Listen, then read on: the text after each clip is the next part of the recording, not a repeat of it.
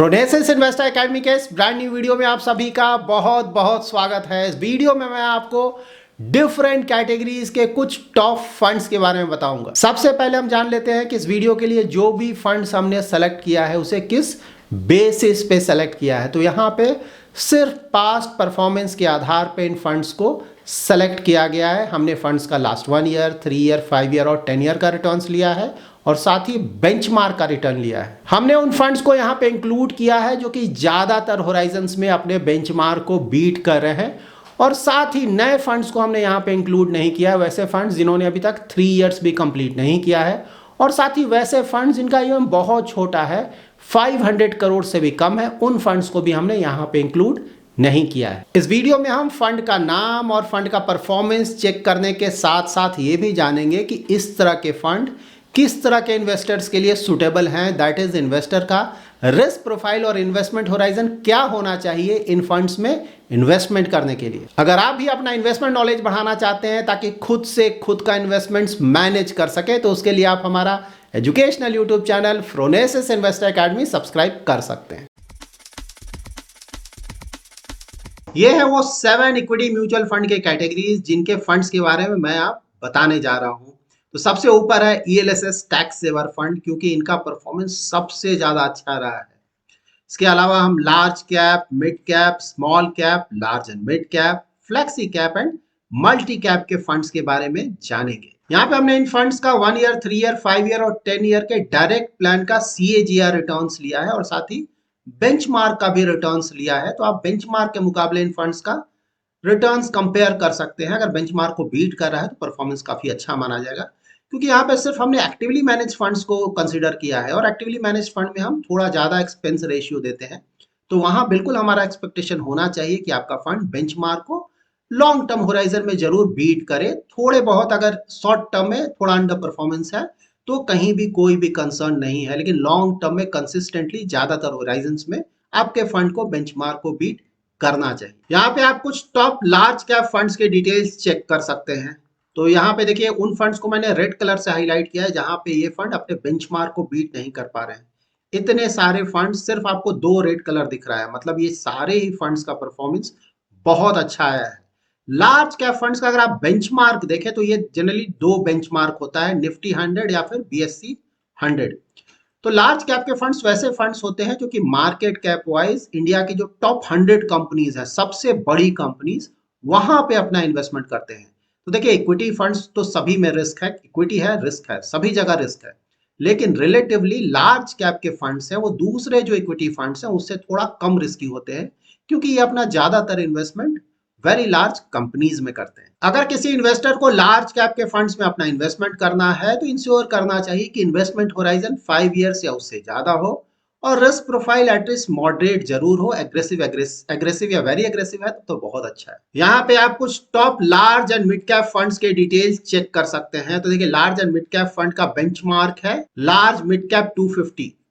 तो इसका मतलब ये हुआ कि ये फंड जो मार्केट कैप वाइज इंडिया की टॉप 250 कंपनीज हैं उनमें अपना इन्वेस्टमेंट करते हैं। तो मार्केट कैप वाइज जो टॉप 100 कंपनीज हैं उन्हें हम लार्ज कैप की कंपनीज बोलते हैं और उसके बाद की 150 कंपनीज को हम मिड कैप की कंपनीज बोलते हैं। दैट्स व्हाई इन फंड्स का नाम होता है large and mid cap fund, क्योंकि ये फंड्स अपना ज्यादातर investment large and mid cap companies में करते हैं। इन फंड्स में मिड कैप के स्टॉक्स का भी अच्छा खासा एक्सपोजर होता है, इसीलिए ट्राई करना चाहिए कि जब investment horizon about 7 to 8 years का हो और रिस्क प्रोफाइल एग्रेसिव या वेरी एग्रेसिव हो तभी इस तरह के फंड में अपना इन्वेस्टमेंट करें।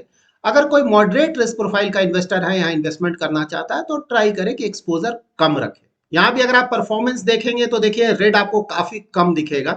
तो इन फंड्स का परफॉर्मेंस बहुत ज्यादा अच्छा है, क्योंकि ज्यादातर होराइजन्स में ये फंड्स अपने बेंचमार्क को बीट कर रहे हैं। यहाँ पे आप कुछ टॉप मिड कैप फंड्स के डिटेल्स चेक कर सकते हैं। यहाँ पे देखिए बेंचमार्क है निफ्टी मिड कैप 150, मतलब कि ये फंड्स अपना ज्यादातर इन्वेस्टमेंट मिड कैप की 150 कंपनीज में करते हैं। तो मिड कैप की जो कंपनीज हैं वो रिस्की कंपनीज हैं, इसीलिए अगर किसी इन्वेस्टर को इस तरह के फंड्स में अपना इन्वेस्टमेंट करना है तो इंश्योर करना चाहिए कि रिस्क प्रोफाइल एग्रेसिव और वेरी एग्रेसिव हो और साथ ही इन्वेस्टमेंट होराइजन 10 ईयर्स या उससे ज्यादा हो। यहाँ पे इन फंड्स का अगर आप परफॉर्मेंस देखें तो सिर्फ 2 आपको रेड कलर दिखेगा, और वो भी जो रेड कलर भी है वो बेंचमार्क के आसपास ही रिटर्न है। ऐसा नहीं कि बेंचमार्क के मुकाबले काफी कम रिटर्न है। यहाँ पे आप कुछ टॉप फ्लेक्सी कैप फंड्स के डिटेल्स चेक कर सकते हैं। तो देखिए यहाँ पे बेंचमार्क क्या है, S&P BSE 500। मतलब ये हुआ कि ये फंड्स अपना investment large cap, mid cap, small cap कहीं भी इन्वेस्ट कर सकते हैं। तो बेसिस मार्केट कंडीशन ये फंड अपना allocation across large cap, mid cap और स्मॉल कैप चेंज करते रहते हैं। जब उन्हें लगेगा कि लार्ज कैप के स्टॉक्स का परफॉर्मेंस अच्छा रहेगा तो लार्ज कैप में एक्सपोजर बढ़ा लेंगे। जब इन्हें लगेगा कि मिड कैप और स्मॉल कैप के स्टॉक्स का परफॉर्मेंस अच्छा आने वाला है तो मिड कैप, स्मॉल कैप में अपना एक्सपोजर बढ़ा लेंगे। इसीलिए फिलहाल अगर आप फ्लेक्सी कैप के फंड्स का पोर्टफोलियो चेक करेंगे तो कई सारे फंड्स में आपको देखने को मिलेगा कि मिड कैप और स्मॉल कैप में एक्सपोजर रिलेटिवली ज्यादा कर लिया गया है। फ्लेक्सी कैप फंड्स में भी कुछ फंड्स आपको ऐसे मिलेंगे जो कि लार्ज कैप का बहुत ज्यादा एक्सपोजर लेते हैं, मिड कैप, स्मॉल कैप का एक्सपोजर कम लेते हैं।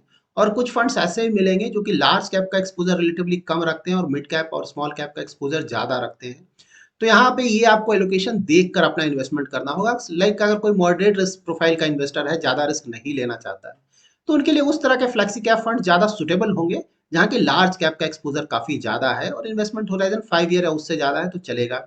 जबकि वैसे फ्लेक्सी कैप फंड जो कि देखा गया है कि मिड कैप, स्मॉल कैप में एक्सपोजर बहुत ज्यादा लेते हैं, तो उस तरह के फंड्स तो मोस्टली एग्रेसिव या वेरी एग्रेसिव रिस्क प्रोफाइल के इन्वेस्टर के लिए सुटेबल होगा। और वहां पे आइडियली हमें अपना इन्वेस्टमेंट होराइजन 10 ईयर से उससे ज्यादा रखना चाहिए। जब भी आप अपना इन्वेस्टमेंट करने जाएं तो सबसे पहले अपना इन्वेस्टमेंट होराइजन और रिस्क प्रोफाइल जरूर चेक कर लें। उसके बिना इन्वेस्टमेंट बिल्कुल नहीं करें। इन्वेस्टमेंट होराइजन का मतलब है कि कितने सालों तक आप अपना पैसा इन्वेस्टमेंट करना चाहते हैं। और रिस्क प्रोफाइल अगर आपने खुद का नहीं किया है तो हमारे वेबसाइट phronesis.investor.com पे आप फ्री में अपना रिस्क प्रोफाइल चेक कर सकते हैं। यहाँ पर आप मल्टी कैप फंड्स का डिटेल्स चेक कर सकते हैं। तो इनका बेंचमार्क इंटरेस्टिंग है, निफ्टी 500 मल्टी कैप 50-25-25।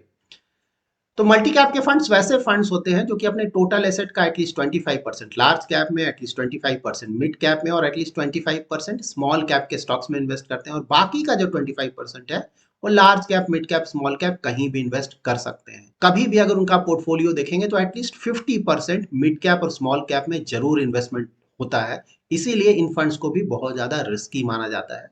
तो अगर आपका रिस्क प्रोफाइल एग्रेसिव या वेरी एग्रेसिव है और इन्वेस्टमेंट होराइजन 10 ईयर से उससे ज्यादा है, तभी इस तरह के फंड्स आपके लिए सुटेबल है। यहाँ पे इन फंड्स का अगर आप परफॉर्मेंस देखें तो देखिए रेड कलर आपको बहुत कम देखने को मिलेगा।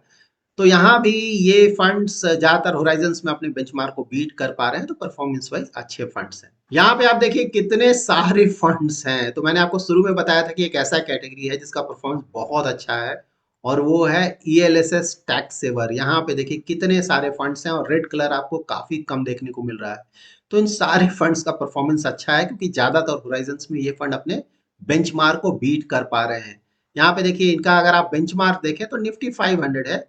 मतलब कि ये फंड भी फ्लेक्सी कैप की तरह ही अपना इन्वेस्टमेंट करते हैं, large cap, mid cap, small cap में बेसिस मार्केट कंडीशन ये अपना एलोकेशन चेंज करते हैं। बट हाँ, जनरली लार्ज कैप्स में इनका एक्सपोजर थोड़ा ज्यादा होता है। जब भी आप ELSS फंड्स में अपना इन्वेस्टमेंट करते हैं तो 3 इयर्स का लॉक इन होता है और अगर कोई SIP कर रहा है तो एवरी SIP 3 ईयर के लिए लॉक इन होता है।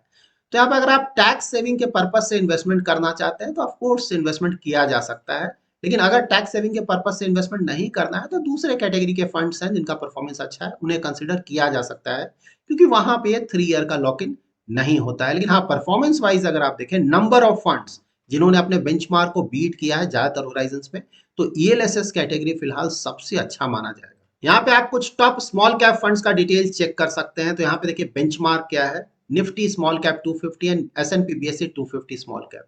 तो ये फंड्स अपना ज्यादातर इन्वेस्टमेंट स्मॉल कैप की टॉप 250 कंपनीज में करते हैं। तो यहाँ पे स्मॉल कैप के कंपनीज में एक्सपोजर बहुत ज्यादा है, इसीलिए इन फंड्स को बहुत ज्यादा रिस्की माना जाता है। तो यहाँ पे अगर आपका इन्वेस्टमेंट होराइजन 10 ईयर से उससे ज्यादा है और रिस्क प्रोफाइल एग्रेसिव या वेरी एग्रेसिव है, तभी आप इन फंड्स में अपना इन्वेस्टमेंट करें। इन फंड्स का अगर आप परफॉर्मेंस देखेंगे तो देखिए 10 ईयर में सिर्फ एक फंड है जो कि बीट नहीं कर पा रहा है, लेकिन 1 ईयर में अगर आप देखेंगे तो देखिए कितना ज्यादा अंडर परफॉर्मेंस है।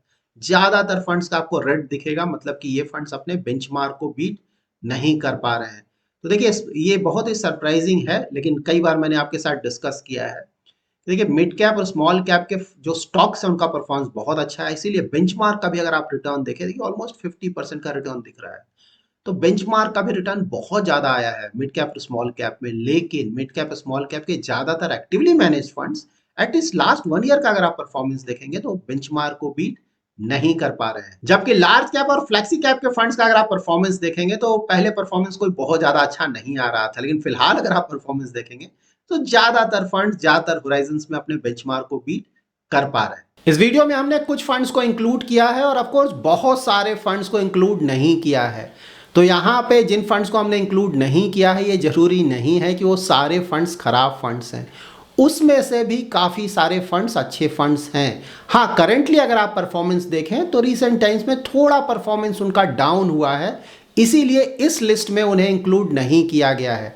लेकिन इस लिस्ट में इंक्लूड नहीं किया गया है इसका मतलब ये बिल्कुल भी नहीं है कि वैसे फंड जो कि लॉन्ग टर्म में बहुत अच्छा परफॉर्मेंस देते हैं, करंटली थोड़ा बहुत अंडर परफॉर्मेंस है, वो फंड खराब फंड हो गए हैं। देखिए, जब भी आप अपना इन्वेस्टमेंट करें, पोर्टफोलियो बनाएं, तो सिर्फ आप इस बात पे ध्यान दें कि जो भी आपका फंड है, एक्टिवली मैनेज्ड फंड है, वो बेंचमार्क के आसपास रिटर्न जनरेट करे। अगर बीट कर रहा है तो बहुत अच्छा, थोड़ा कम रिटर्न भी जनरेट कर रहा है तो वो चलेगा, क्योंकि लॉन्ग टर्म में उस फंड का परफॉर्मेंस जब भी थोड़ा इंप्रूव होगा तो उस समय वो अपने बेंचमार्क को बीट कर पाएगा। जब भी आप म्यूचुअल फंड्स का पोर्टफोलियो बनाएं तो ध्यान में रखें कि जब भी आप रिटर्न्स चेक करते हैं तो ऑफ कोर्स आप इंडिविजुअल फंड्स का रिटर्न्स चेक करें, लेकिन सबसे ज़्यादा मैटर यहाँ ये करता है कि ओवरऑल पोर्टफोलियो का रिटर्न क्या है।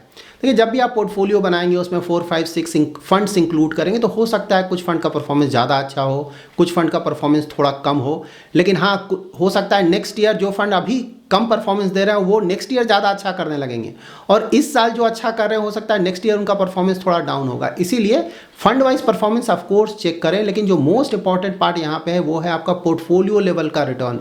वहाँ पे ओवरऑल रिटर्न कैसा आ रहा है। एज अ इन्वेस्टर आप अपने इन्वेस्टमेंट जर्नी में हमेशा ध्यान में रखें कि देखिए, एक्सपर्ट्स की बात आप सुन रहे हैं, बहुत अच्छा है, आपको सुनना चाहिए, उससे नॉलेज बढ़ता है, लेकिन आपके लिए क्या सूटेबल है, क्या सही है, फाइनली आपको ही ये डिसाइड करना होगा, और उसके लिए आपको खुद का इन्वेस्टमेंट नॉलेज बढ़ाना होगा। तो अब नया साल आ रहा है 2024, ट्राई करें कि अपना इन्वेस्टमेंट नॉलेज जितना ज़्यादा हो सके बढ़ा सके, क्योंकि अगर आप ये करते हैं तो मोस्टली लॉन्ग टर्म में आप खुद के लिए काफ़ी अच्छे रिटर्न जनरेट कर पाएंगे। So that's it in this video. कल सैटरडे है, शाम में 7:30 to 8:30 PM मैं यूट्यूब पे लाइव आऊँगा, वहाँ पे मैं आपको मार्केट अपडेट दूंगा और साथ ही आपके जो इन्वेस्टमेंट रिलेटेड क्वेरीज हैं वो भी मैं ट्राई करूँगा आंसर करने का। तो कल सैटरडे शाम में आप जरूर लाइव स्ट्रीम को ज्वाइन करें। Thanks lot for watching.